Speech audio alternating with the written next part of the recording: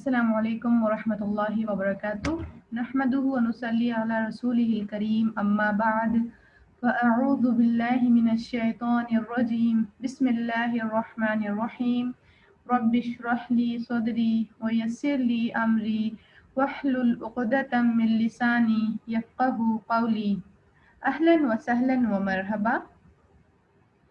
پچھلے کچھ ہفتوں سے ہم پرسنل ڈیولپمنٹ ٹپس کے اوپر بات کر رہے ہیں اور اس میں ہم نے ابھی تک ٹائم مینیجنگ کے بارے میں بات کی ہے۔ آج ہم بات کریں گے پرائرٹی کے بارے میں، اور پرائرٹی کیا چیز ہوتی ہے؟ پرائرٹی ہوتی ہے دا موسٹ امپورٹنٹ تھنگ، یعنی بہت زیادہ ضروری چیز۔ اور پرائرٹی کا تعلق جو ہے حکمت سے ہے، اور حکمت کیا ہوتی ہے کہ put the right thing in the right place، صحیح چیز کو صحیح جگہ پر رکھنا، یعنی ایک چیز کو اس کی جگہ پر رکھنا، یہ ہوتی ہے حکمت۔ یہاں پر ہم دیکھ رہے ہیں priorities are two types. Priorities جو ہوتی ہے دو طرح کی ہوتی ہے، ایک ہوتی ہے مائی فرسٹ پرائرٹیز اور ایک ہوتی ہے مائی سیکنڈ پرائرٹیز۔ یہاں آپ دیکھ رہے ہیں میں نے مینشن کیا ہوا ہے مائی فرسٹ پرائرٹیز میں فرض عبادہ، یعنی سب سے پہلے جو ہماری زندگی میں اہم رول ہونا چاہیے تو وہ کس چیز کا ہونا چاہیے؟ وہ فرائض کا ہونا چاہیے جو اللہ تعالیٰ نے اپنے بندے کے اوپر ڈالا ہوا ہے، ٹھیک ہے؟ کیونکہ ہم نے پچھلی آیات میں پڑھا کہ یا ایھا الناس اعبدوا ربکم، کہ اے لوگو عبادت کرو اپنے رب کی، اس نے تم کو پیدا کیا۔ وہاں سے ہمیں کیا پتہ چلا کہ ہمارے پیدا کرنے کا مقصد کیا ہے؟ فرض عبادت کرنا، یعنی اللہ کی عبادت کرنا، اللہ نے جو احکامات دیے ہیں اس کو فالو کرنا، اپنی زندگی میں داخل کرنا، ٹھیک ہے؟ تو سب سے پہلا اور اہم جو چیز ہماری زندگی میں ہونا چاہیے وہ ہونا چاہیے فرائض کی ادائیگی۔ فرائض کی ادائیگی میں آپ کے نماز، روزہ اور دیگر احکام جو فرض میں آتے ہیں وہ ہوتی ہے، اس کی سب فرسٹ پرائرٹیز ہماری زندگی میں وہی ہونا چاہیے۔ اس کے بعد آ جاتے ہیں ہمارے شوہر، ٹھیک ہے؟ یہاں آپ دیکھ رہے ہیں میں نے پیرنٹس کو نہیں دیا ہوا ہے سیکنڈ درجہ، میں نے شوہر کو دیا ہوا ہے۔ وہ کیوں دیا ہوا ہے؟ کیونکہ جب ایک خواتین جب تک اس کا نکاح نہیں ہوا ہوتا ہے تب تک اس کی سیکنڈ پرائرٹی، یعنی فرسٹ پرائرٹیز میں ہی سیکنڈ نمبر پیرنٹس کا ہوتا ہے، لیکن جیسے ہی اس کی نکاح ہو جاتا ہے، شادی ہو جاتی ہے، پھر وہ درجہ اس کے ہسبینڈ کو مل جاتا ہے، ٹھیک ہے؟ تو پھر ہماری ذمہ داری ہو جاتی ہے فرائض کے بعد کہ ہم اپنے شوہر کی تابعداری کریں، ان کی اطاعت کریں، ٹھیک ہے؟ یعنی پھر ان کا رول جو ہے ہماری زندگی میں اہم ہوتا ہے۔ اس کے بعد آپ دیکھ رہے ہیں میں نے تیسرا 3 پوائنٹس میں نے چلڈرن اور پیرنٹس کو رکھا ہے، یعنی آپ کے بچے اور آپ کے والدین، ٹھیک ہے؟ ان کا بھی آپ کے اوپر حق ہے، لیکن شوہر کے بعد ان کا درجہ آتا ہے، ٹھیک ہے؟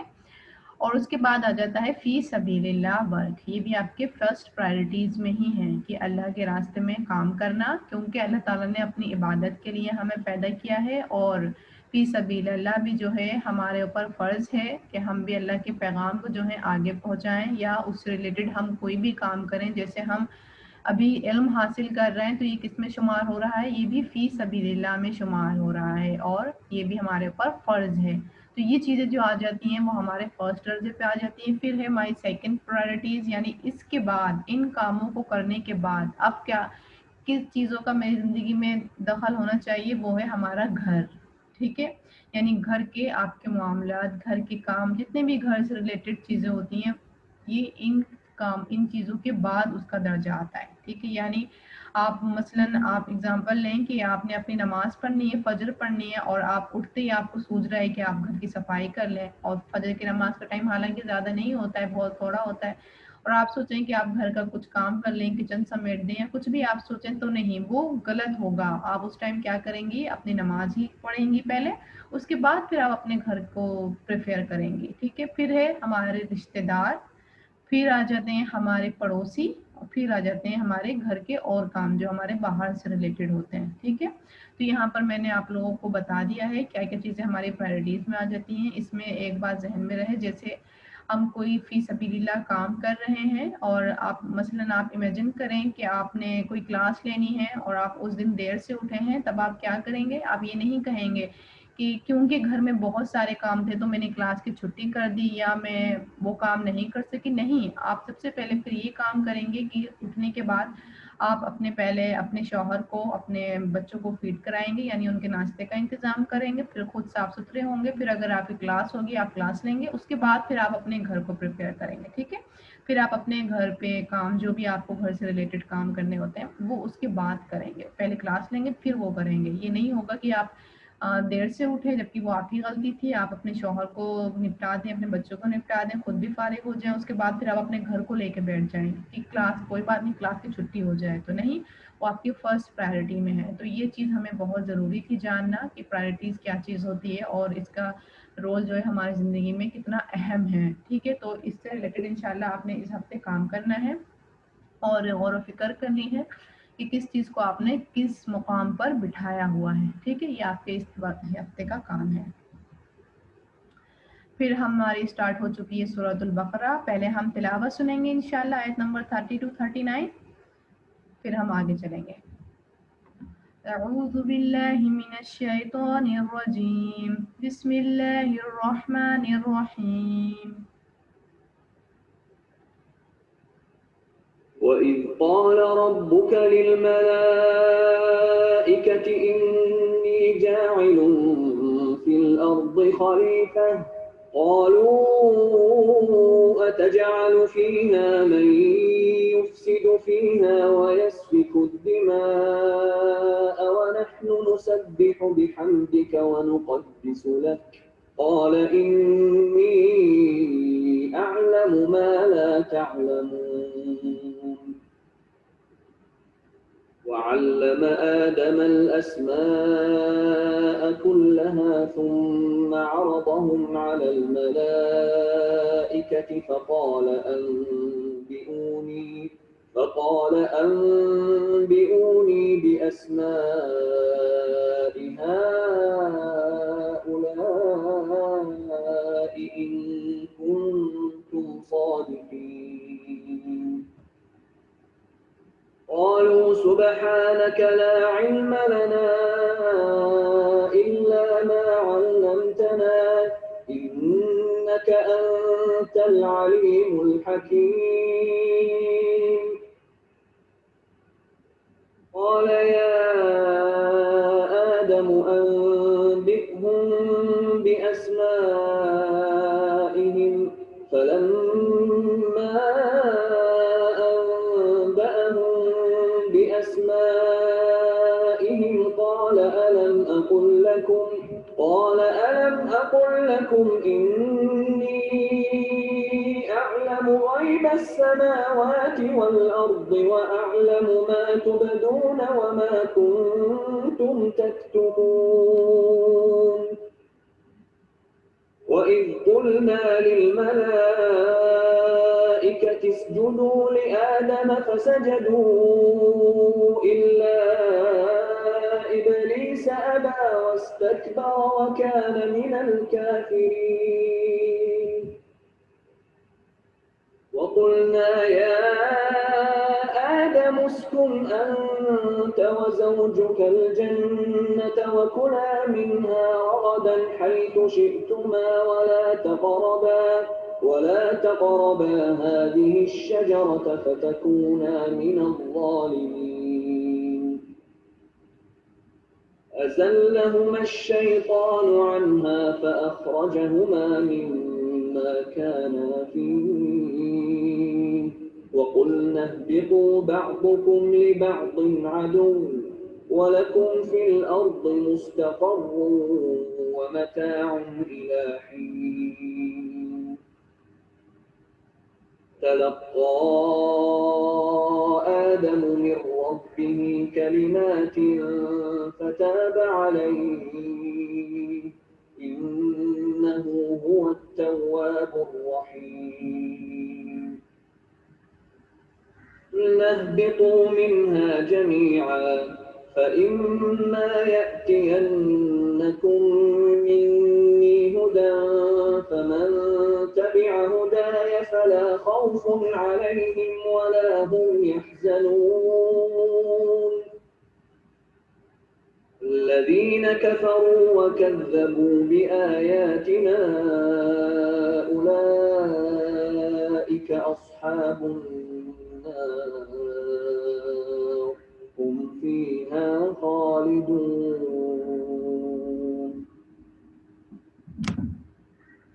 آگے بڑھتے ہیں. پہلے ہم شارٹ پڑھ لیتے ہیں. ہم نے ابھی تک کیا پڑھا ہے اس کو ریوائز کر لیتے ہیں. یہاں دیکھیں میں نے انڈیکس بنائی ہے. ہم نے سورۃ البقرہ میں آیت نمبر 1 to 5 میں متقین کی علامت پڑھی. پھر آیت نمبر 6 and 7 میں مشرکین کا ذکر پڑھا جن کے پاس علم تھا لیکن عمل نہیں تھا. 8 to 20 میں ہم نے منافقین کی صفات پڑھی جن کے پاس نہ علم تھا اور نہ ہی عمل تھا. پھر آیت نمبر 21 to 29 میں ہم نے کلمہ لا الہ الا اللہ محمد رسول اللہ کی ایکسپلینیشن دیکھی. پھر 30 to 39 میں ہم نے آدم علیہ السلام کا واقعہ پڑھا یعنی نسل انسانی کا کیسے وجود میں آئی. پھر آیت نمبر 40 to 48 میں ہم نے بنی اسرائیل کا واقعہ پڑھا جو کہ کنٹینیو ہے. بنی اسرائیل کا ٹاپک اب کافی آیات تک چلتا رہے گا. آج کے آیات ہیں ہماری آیت نمبر 40 to 48. بسم اللہ الرحمن الرحیم. یا بنی اسرائیل اے بنی اسرائیل اذکروا یاد کرو نعمتی اللتی میری نعمت کو وہ جو انعمت علیکم انعام کی میں نے تم پر واوفوا بعہدی اور پورا کرو میرے عہد کو اوفی بعہدکم اور میں پورا کروں گا تمہارے عہد کو وإیایا فرحبون اور صرف مجھ ہی سے پس ڈرو مجھ سے. یہاں پر بنی اسرائیل کا ایک واقعہ یاد دلایا جا رہا ہے اور ان سے یہ کہا جا رہا ہے کہ میری نعمت کو یاد کرو جو میں نے تم پر انعام کی. اللہ تعالیٰ نے ان کے اوپر بہت زیادہ نوازشیں کری, ان کو بہت زیادہ انعام دیے, ان کو اللہ تعالیٰ نے چن رکھا تھا اور اللہ تعالیٰ کی وہ لاڈلی قوم تھی. اللہ تعالیٰ نے ان کو فرعون سے بچایا تھا اور اللہ تعالیٰ نے ان کو یعنی ان کے اوپر جو فرعون ظلم کر رہا تھا اللہ تعالیٰ نے اس سے ان کو نجات دی تھی. من و سلوہ اتارا تھا, بادلوں کا سایہ دیا تھا. یعنی ہم نے بہت ساری انشاءاللہ آیتیں ہم پڑھیں گے, اس میں ان کی اسی بات کی ڈسکشن آئے گی انشاءاللہ, وہ کلیئر ہو جائیں گی ہمارے لیے. یہاں پر اللہ تعالیٰ یاد دہانی کرا رہا ہے. پھر اللہ پاک کہہ رہا ہے وَأَوْفُوا بِعَهْدِي پورا کرو میرے عہد کو اوفی بعہدکم اور میں پورا کروں گا تمہارے عہد کو. یعنی ان کو جو اللہ تعالیٰ نے ایک کام دیا ہوا تھا, ایک مشن کے لیے چنا ہوا تھا, کیونکہ جس دور میں یہ آیات آئی یعنی اس دور میں جس دور میں یہ لوگ تھے اس دور میں ان لوگوں کو چنا تھا. یعنی تمام قوموں میں سے ان لوگوں کو چنا تھا, ان لوگوں کو یہ کام دیا تھا کہ جو ہے آگے دین کو پھیلائیں اور سیکھیں سکھائیں, آگے کام کریں. ان سے عہد لیے ہوئے تھے. تو اللہ کہہ رہا ہے تم وہ پورا کرو تو میں تمہارے عہد کو پورا کروں گا. اور کیا کرو, صرف مجھ ہی سے ڈرو, صرف مجھ ہی سے ڈرو. یعنی انسانوں سے ڈر کے تم نے اپنا کام نہیں چھوڑنا ہے. جو تم نے پختہ عہد کیے ہوئے ہیں تم نے وہ کام نہیں چھوڑنا ہے. تم نے کیا کرنا ہے, صرف مجھ سے ڈرنا ہے, انسانوں سے نہیں ڈرنا ہے. تو یہاں پر ہمارے لیے کیا سبق کی بات پتہ چلتی ہے کہ ایک تو ہم نے بھی جو اللہ تعالیٰ نے ہمیں نعمتیں دی ہوئی ہیں ہم نے بھی ان کو یاد دہانی کرنی ہے, ریمائنڈ کرنا ہے اور اللہ کا شکر کرنا ہے.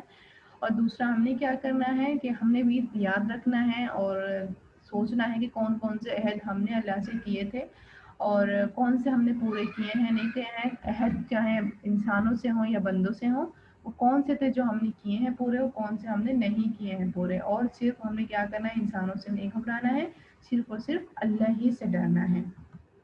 پھر آگے آتا ہے وَآمِنُوا بِمَا أَنزَلْتُ مُصَدِّقًا لِمَا مَعَكُمْ اور ایمان لاؤ اس پر جو نازل کیا میں نے, تصدیق کرنے والا ہے اس کے لیے جو تمہارے پاس ہے.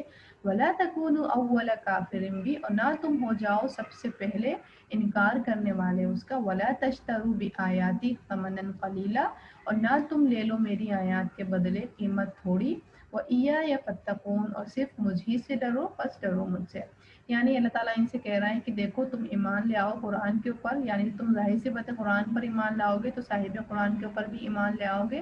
اور وہ کس کی تصدیق کرنے والی ہے, جو تمہارے پاس یعنی تمہارے پاس جو تورات بک ہے وہ اس کو تصدیق کرنے والی ہے. اور تم جو ہو کیا مت بن جاؤ, سب سے پہلے انکار کرنے والے مت بن جاؤ. ان کو یہ کیوں کہا جا رہا ہے کہ تم سب سے پہلے انکار کرنے والے نہیں بن جاؤ, کیونکہ یہ اہل کتاب تھے. حالانکہ آپ دیکھیں کہ پہلے انکار کرنے والے تو مشرکین تھے, پھر آپ صلی اللہ علیہ وسلم جب آئے ہیں تب یہ آئے ہیں سیکنڈ نمبر پہ. لیکن اللہ تعالیٰ ان کو پہلا کہہ رہا ہے کیونکہ یہ کتاب والے تھے, مشرکین کتاب والے نہیں تھے. ان کی کتاب میں آپ صلی اللہ علیہ وسلم کی آمد کا ذکر تھا, سب کچھ ڈسکشن موجود تھا, ساری دلائل موجود تھے اور ان کو معلوم تھا کہ آپ صلی اللہ علیہ وسلم جو ہے حق پر ہیں, سچے نبی ہیں.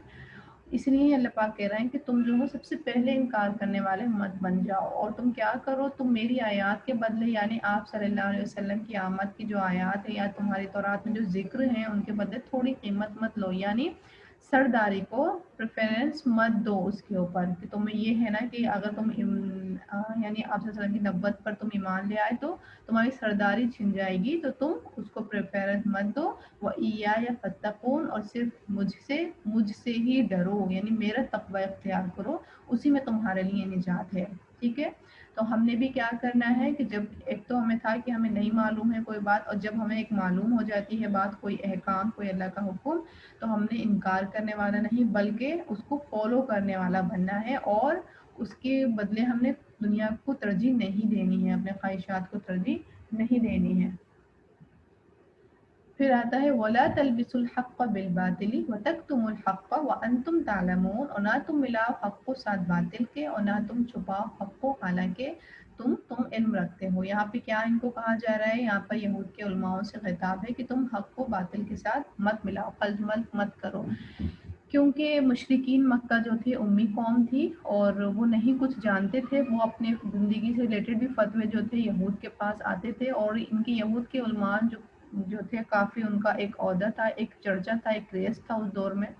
کافی لوگ یہ مشہور تھے، کافی دور دور سے لوگ ان کے پاس آتے تھے، اور کافی دور دور ان کا نام جو تھا مشہور تھا یہود کے علماؤں کے پاس. تب جب ان سے آ کے پوچھتے مشرکین، جب ان سے آ کے ڈسکشن کرتے کہ اچھا یہ جو نبوت کا دعویٰ کرنے لگے ہیں محمد، تو آپ بتائیں کہ یہ کیا سچ ہے، حق ہے، کیونکہ وہ ظاہر سی باتیں ان کو ہی فالو اپ کرتے تھے.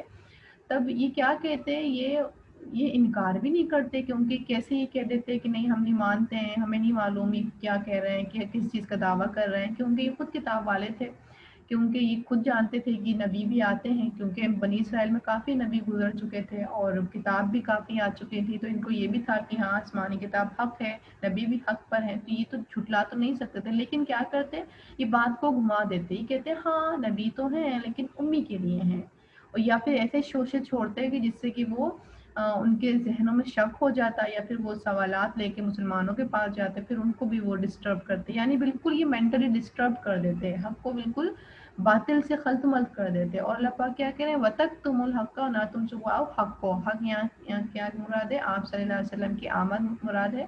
کہ تمہیں پتہ ہے وہ حق پر ہیں، سچے ہیں، ٹھیک ہیں، لیکن تم کیا کر رہے ہو؟ چھپا رہے ہو، حالانکہ تم کون ہو؟ تم جانتے ہو، تم علم رکھتے ہو. وَأَقِيمُوا الصَّلَاةَ وَآتُوا الزَّكَاةَ، اور قائم کرو نماز اور ادا کرو زکوٰۃ. وَارْكَعُوا مَعَ الرَّاكِعِينَ، اور رکوع کرو ساتھ رکوع کرنے والوں کے. آپ دیکھ رہے ہیں یہاں پر اللہ تعالیٰ نماز کا، زکوٰۃ کا اور باجماعت نماز کا حکم دے رہے ہیں، کیونکہ یہ والی جو شرائط تھیں اس چیزوں کا پابند جو تھے یہود بھی تھے، اور اللہ تعالیٰ ان سے کہہ رہے ہیں کیونکہ انہوں نے کیا کرا تھا، شریعت کو اپنے بدل دیا تھا، نماز سے بھی بہت دور ہو چکے تھے، اور زکوٰۃ تو بہت دور کی بات تھی کہ دیتے ہی، بلکہ یہ سود پہ مبتلا ہو چکے تھے، سود لینے دینے لگے تھے یہ. اور کانسیپٹ جماعت کا کانسیپٹ ان کا بالکل ختم ہو چکا تھا. اس لیے ان کو اللہ پاک حکم دے رہے تھے کہ آپ جو ہے نماز قائم کرو، زکوٰۃ ادا کرو، اور رکوع کرنے والوں کے ساتھ رکوع کرو، یعنی باجماعت بھی نماز ادا کرو. ٹھیک ہے، تو یہاں سے ہمیں ان دونوں آیتوں سے کیا عمل کی بات پتہ چلتی ہے کہ ایک تو کہ ہم نے بھی کبھی خلط ملط نہیں کرنا ہے حق کو. ٹھیک ہے، یعنی جیسے ایک رواج ہوتا ہے کہ جھوٹ ہوتا ہے سامنے سے اور ہم جھوٹ کو چھپا دیتے ہیں، یا خلط ملط ہمارے یہاں عام رواج ہوتا ہے کہ ہم جھوٹ کو خلط ملط کر دیتے ہیں. سامنے کوئی انسان جھوٹ بول رہا ہے، ہم اس کا انکار نہیں کرتے اور ہم بات کو گھما دیتے ہیں. تو یہ جو عادت ہوتی ہے بات کو گھما دینے کی، یہ بہت غلط بات ہے کہ آپ جھوٹ کو جو ہے چھپا کے اور جھوٹ کا انکار بھی نہیں کر رہے ہیں اور سچ بھی نہیں بول رہے ہیں. ٹھیک ہے، اس سے ہم نے بچنا ہے. دوسرا، حق کو چھپانا نہیں ہے، کہ اگر آپ کو کوئی بات پتہ ہے اور وہ بات درست ہے تو آپ کیا کریں، اس کو بیان کریں. اور علم رکھنے کے بعد یہ کام کرنے والے کے لیے کیا ہوتا ہے، پھر بہت زیادہ سخت گناہ بھی ہے جو علم رکھنے کے باوجود اس چیز کے اوپر فالو نہیں کرتا ہوتا ہے. اور کیا کہہ رہے ہیں یہاں پر ہمارے لیے نماز، دیکھیں یہاں پہ نماز کی باجماعت نماز یا نماز اور زکوٰۃ کا فرض حکم ہے کہ نماز قائم کرو، زکوٰۃ ادا کرنا تو ہم نے بھی کرنا ہے. نماز کو اس کی شرائط، اس کے ارکان اور خضوع کے ساتھ ادا کرنا ہے، اور زکوٰۃ ادا کرنی ہے. اور اپنے شوہروں کو، اپنے جتنے بھی ہمارے یہاں آدمی ہوتے ہیں ہمارے بھائی کے روپ میں یا ہمارے والد کے روپ میں، ان کو ہم نے ترغیب دینی ہے جماعت کی طرف کہ آپ بھی جماعت پڑھیں، ان کے اوپر یہ واجب حکم ہے. پھر آتا ہے أَتَأْمُرُونَ النَّاسَ بِالْبِرِّ وَتَنْسَوْنَ أَنفُسَكُمْ، क्या तुम हुक्म देते हो लोगों को नेकी का और तुम भूल जाते हो अपने नफ्सों को। वअन्तुम ततलूनल किताब, हालांकि तुम तिलावत करने वाले हो किताब की। अफला ताक़िलून, क्या फिर नहीं तुम अकल से काम लेते। यहाँ देखिए एक झंझोर देने वाली बात है। अल्लाह ताला बरह रास्त, आप सोचें कि ये हमसे हुक्म हो रहा है और हमें कह रहा है अल्लाह ताला कि आप क्या कर रहे हैं, आप लोगों को तो नेकी का हुक्म दे रहे हैं और आप क्या कर रहे हैं, अपने आप को भूल जा रहे हैं। ठीक है, तो ये हमने अपना जायजा लेना है इस आयत के रोज है कि क्या ही हम तो ऐसे लोगों में शामिल नहीं हैं कि हम लोगों को तो कहते हैं कि आप ये करो ये नहीं करो, उनको तो नेकी का हुक्म दे रहे होते हैं लेकिन उसको हम खुद फॉलो नहीं कर रहे होते हैं, हमारे अमल से नहीं शो हो रहा होता है। हालांकि हम तिलावत करने वाले हैं किताब की, हालांकि हम पढ़े लिखे लोग हैं, दीनी लोग हैं, तो क्या हमारे अंदर अकल है, नहीं है, अकल से हम काम लेते हैं नहीं लेते हैं, ये हमने बहुत ज़्यादा जायजा लेना है। क्योंकि एक बात ध्यान में रहे कि अगर जिस नेकी के हुक्म के ऊपर हम अमल नहीं कर रहे होते हैं, खुद अमल पैरा नहीं होते हैं, तब उसका क्या होता है, सामने वाले के ऊपर असर नहीं होता है, हमारी उस बात का असर नहीं होता है। तो हमने क्या करना है, इस आयत के रूप से अपना जायजा लेना है। और झंझोर देने वाली आयत है कि तुम जो हो लोगों को तो नेकी का हुक्म देते हो, बहुत बड़ी बातें करते हो, लेकिन जब तुम्हारे अपने ऊपर आती है तो तुम कहते हो कि ये 1400 साल पुरानी किताब ही है, तुम फिर भूल जाते हो, तुम इसको छोड़ देते हो, इतनी इंपॉर्टेंस नहीं देते हो। हालांकि तुम सब चीज़ जानते हो, पढ़े लिखे लोग हो, तो तुम अक्ल से काम लो, क्या तुम्हारे पास अक्ल है कि नहीं है। फिर आता है वस्तईनु बिस्सब्रि वस्सलाह, और मदद तलब करो साथ सब्र और नमाज के। व इन्नहा लकबीरतुन इल्ला अलल खाशिईन, और बेशक वो अलबत्ता बड़ी भारी है मगर ऊपर खुशू करने वालों की। यानी तुमसे अगर वो काम नहीं हो रहा है, तुम्हें अमल करने में मुश्किल आ रही, जैसे पिछली आयत में हमने पढ़ा कि अगर तुम्हें अमल करने में मुश्किल आ रही है, कोई तुम्हें मुश्किल पेश आ रही है, तो तुम क्या करो, मदद तलब करो नमाज और सब्र के ज़रिए, सब्र से काम लो, नमाज के ज़रिए मदद तलब करो। यहाँ पर देखें आप सल्लल्लाहु अलैहि वसल्लम की सुन्नत भी पता चल रही है कि आप सल्लल्लाहु अलैहि वसल्लम भी क्या करते थे, जब उनको कोई मुश्किल पेश आती तो वो भी क्या करते, फ़ौरन नमाज की तरफ दौड़ते, सब्र करते। तो हमारे लिए भी क्या करने का काम है यहाँ पर कि हमने भी जब हमें कोई मुश्किलात पैदा हो हमारी ज़िंदगी में, और होती हैं, पल पल हम आजमाए जा रहे हैं, पल पल हम आजमाइश में मुब्तला किए जाते हैं, कभी हम पास होते हैं कभी हम फेल होते हैं, तो हमने क्या करना है, फ़ौरन सब्र के साथ काम लेना है और नमाज के ज़रिए अल्लाह से हेल्प लेनी है।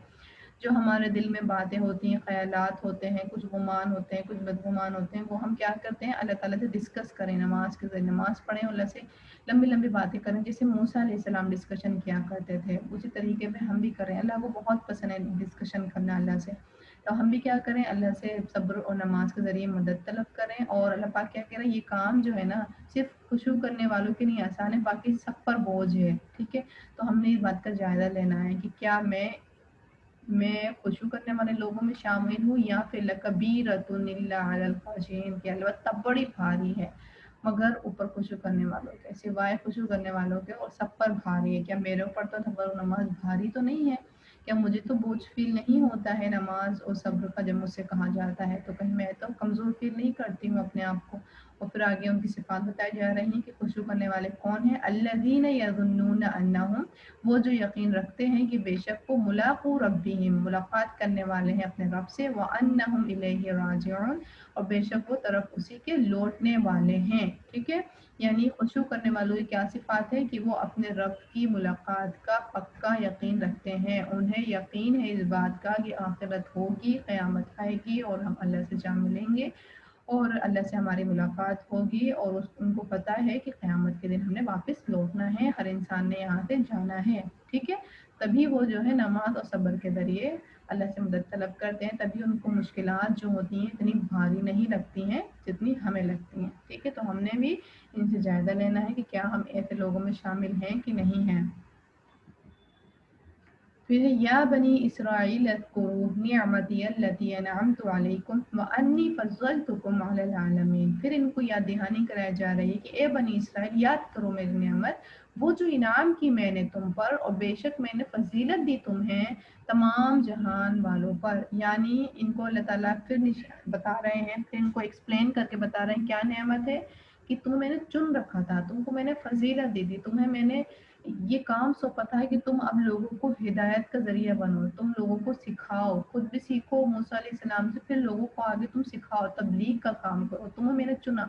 बहुत सी और भी कौमें थी जो दुनिया में फैली हुई थी, लेकिन मैंने तुमको प्रेफरेंस दी, मैंने तुमको चुना, इस बात की फजीलत मैंने तुम्हें दी तमाम जहान वालों पर। याद करो, वत्तक़ू यौमन ला तजीज़ी नफ्सुन अन नफ्सिन शैआ, और डरो उस दिन से ना काम आएगा कोई नफ्स किसी नफ्स के कुछ भी। इनकी जो थी अकीदा में, आखिरत से रिलेटेड जो अकीदा था उसमें इनका बिगाड़ था। अब आगे की आयत में भी आप पढ़ेंगे, कभी कहते हैं कि हम कुछ दिन ही रहेंगे यानी अजाब में, और फिर जन्नत में दाखिल हो जाएंगे। कभी कहते हैं कि यहूद और नसारा ही जन्नत में जाएंगे और बाकी लोग नहीं जाएंगे। यानी इनका आखिरत से रिलेटेड जो था अकीदा ख़राब था। और ये कहते हैं कि देखो, और इनको इस बात का भी था कि देखो हमारे तो बनी इसराइल में तो काफ़ी नबी और बहुत अच्छे अच्छे नेक लोग गुजरे हुए हैं, तो उनकी वजह से फिर हम लोग जहन्नम में नहीं जाएंगे। तब अल्लाह पाक इनकी याद दहानी करा रहे हैं, जोड़ रहे हैं कि डरो उस दिन से, ना काम आएगा कोई नफ्स किसी नफ्स के कुछ भी। तो तुम्हें इस बात का घमंड है और बहुत ज़्यादा तुम्हें इस बात का एक है, तुम डिपेंडेड हो कि तुम्हारी वो लोग सिफारिश करेंगे या तुम्हें वो काम आएगा, तो वो कोई काम नहीं आएंगे। वला युक़बलु मिन्हा शफ़ाअतुन, और ना ही कबूल की जाएंगी उनसे कोई भी सिफारिश। याद रखो, कोई सिफारिश कबूल नहीं की जाएगी। वला युअख़ज़ु मिन्हा अदल, और ना लिया जाएगा उनसे कोई बदला।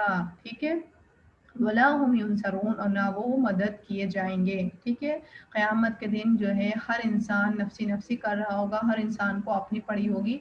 तो तुम याद रखो कि तुम्हें भी फिर अपनी ही पड़ी होगी, तुम्हें बचाने वाला कोई भी नहीं होगा और ना ही कोई बचाने वाला तुम्हें आएगा। तो तुम इस बात का ध्यान रखो। ठीक है, आज की क्लास हमारी यहीं पर पूरी होती है इंशाल्लाह ताला। और सुब्हानक अल्लाहुम्मा व बिहम्दिका अशहदु अन ला इलाहा इल्ला अंता अस्तगफिरुका व अतूबु इलैक। अस्सलामु अलैकुम व रहमतुल्लाहि व बरकातुहू।